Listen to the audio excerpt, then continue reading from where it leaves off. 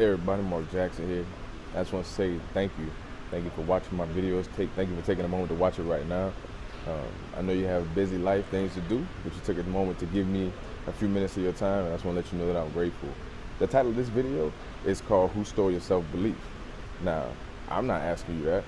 I want you to take that question and use it in your life to ask that of yourself.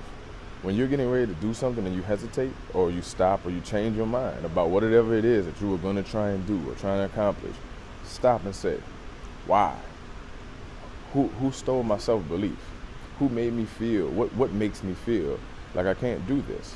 You see, that question right there will help you logically address some of the hesitation and the fear that you have. Because if you can't find a good reason, then there's no reason to hesitate.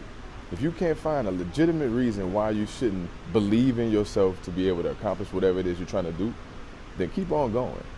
You see, in life, you have to stop asking for permission to be great, even from yourself.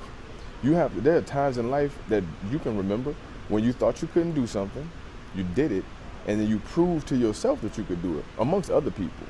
You know, there's a great book that I love. It's called 7 Habits of Highly Effective People by Stephen Covey. And in that book, he says that private victory precedes public victory. So before you want to show how great or how wonderful something is to everybody else, you have to show yourself first. And yourself is going to probably be the first person to tell you don't do it. That's the person you got to be quiet first of all and prove it. Prove it to yourself. Ask yourself, who stole my self-belief?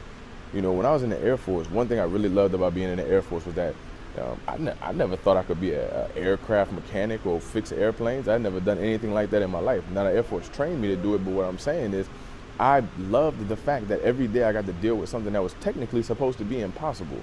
Human beings are not supposed to fly. Big pieces of metal are not supposed to go through the air and fly. And who created that? Who decided that they were going to make people fly? Bike mechanics. Did you know that? Did you know that the Wright brothers were bike mechanics? They weren't aircraft scientists. They were bike mechanics.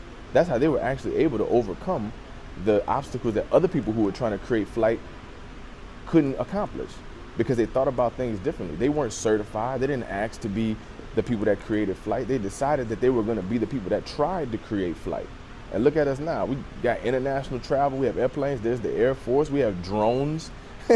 All these things that fly because two people who are not even qualified to be the ones who are going to create flight created it.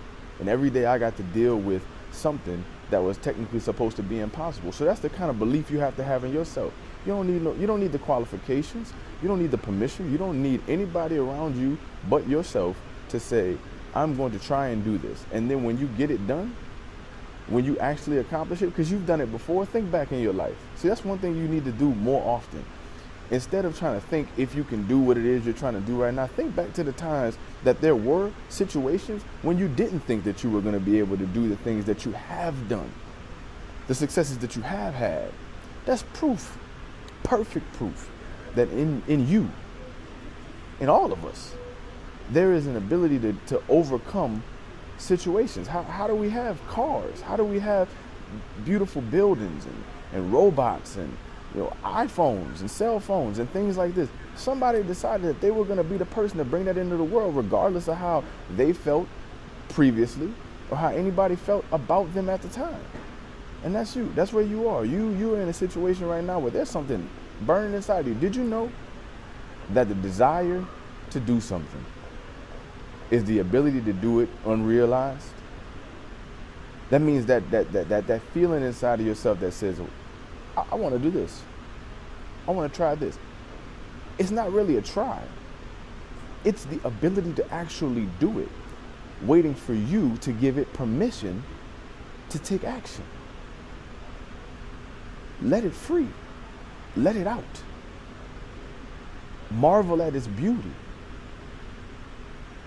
Don't hinder or restrict the beautiful power inside of yourself to accomplish things that you never even imagined that you could by not believing in yourself.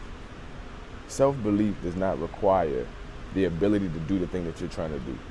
Self-belief only requires that you believe that you're capable of learning or capable of trying to do what it is that you want to do. All right? Don't let anything steal your self-belief. Thank you for watching.